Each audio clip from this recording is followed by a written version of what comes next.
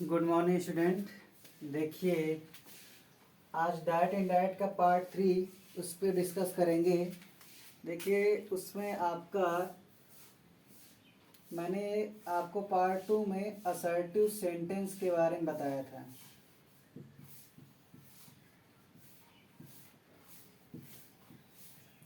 देखिए, assertive sentence जो होते हैं आपके, वो दो तरीके के होते हैं। पहला आपका होता है सिंपल और दूसरा आपका होता है निगेटिव।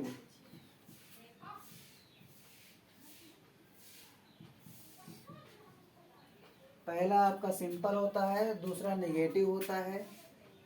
सिंपल और निगेटिव में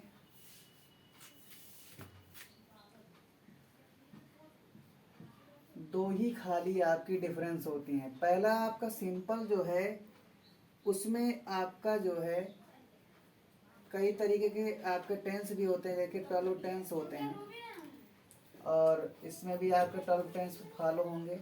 12 टेंस के सिंपल सेंटेंस, 12 टेंस के निगेटिव सेंटेंस।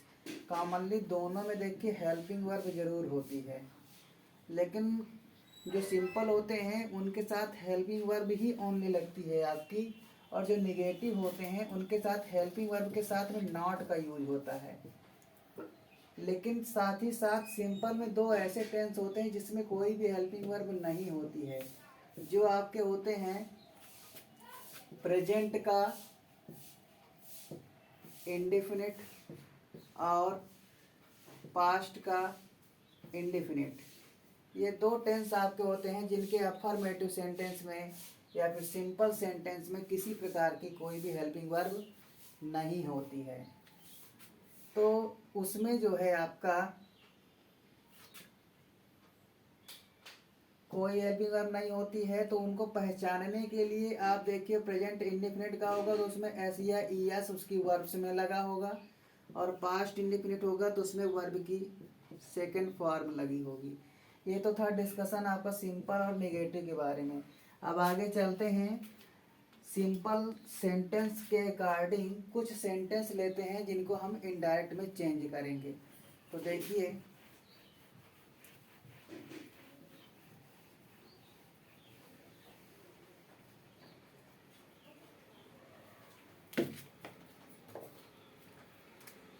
सिंपल में जैसे डायरेक्ट में एक सेंटेंस में ले रहा हूँ प्रेजेंट इंडेफिनिट का। जैसे लिखा है he said comma inverted comma I eat the food. तो देखिए, ये आपका सिंपल सेंटेंस है। कैसे? क्योंकि यहाँ पर ईट लगा हुआ है, यहाँ आई लिखा हुआ है। आई आपका कौन सा प्रोनाउन है? आपका फर्स्ट पर्सन का प्रोनाउन है, और साथ ही साथ ये एक प्लूरल सब्जेक्ट है, जिसके कारण ईट के साथ में एस या ई एस नहीं लगा है, जो यह प्रदर्शित करता है कि यह एक आपका प्रेजेंट इंडेफिनिट का सेंटेंस है।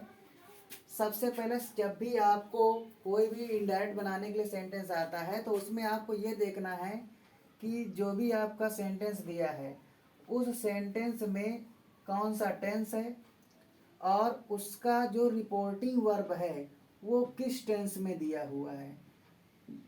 अगर बाय चांस इसकी जगह में से आ जाए या फिर विल से आ जाए, तो फिर इनके टेंस में कोई चेंजेस नहीं होता है। इनका टेंस नहीं चेंज होगा, ये इनडायरेक्ट में चेंज नहीं किया जाएगा टेंस इसका, क्योंकि ये दोनों आपके ये प्रदर्शित करता है कि ये प्रेजेंट है, और ये रिप्रेजेंट करता है आपका कि ये फ्यूचर है। और जब रिपोर्टिंग वर्ब आपके प्रेजेंट और फ्यूचर में होती है, तो वह आपका इनडायरेक्ट में ये सेंटेंस कन्वर्ट नहीं होता है। आगे देखते हैं।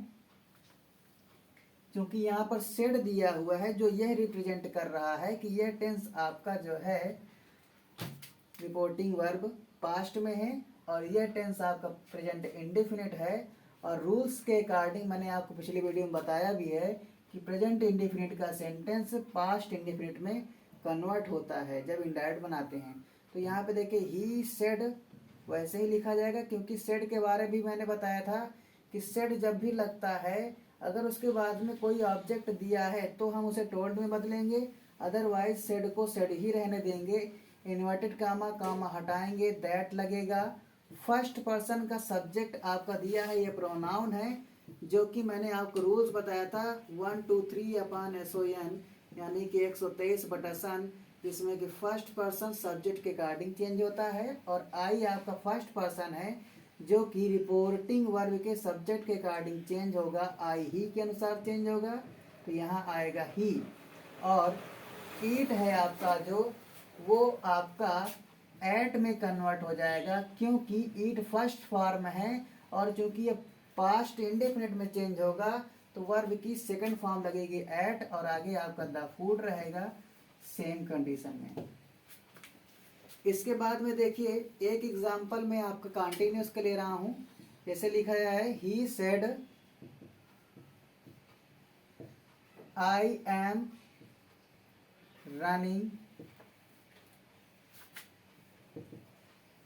In the ground, I am running in the ground. इसमें देखिए आपका ही सेड है, तो ही सेड का तो ही सेड ही रहेगा, कोई चेंजेस नहीं होना है क्योंकि यहाँ टू नहीं लगा है। इसकी जगह में आपका देखिए ये हटा करके हम इसकी जगह पे लगाएंगे दैट। जितने भी असर्टिव सेंटेंस होंगे वहाँ पर आपका इन्वर्टेड कामा कामा हटेगा तो दैट कंजक्शन का ही यूज होगा।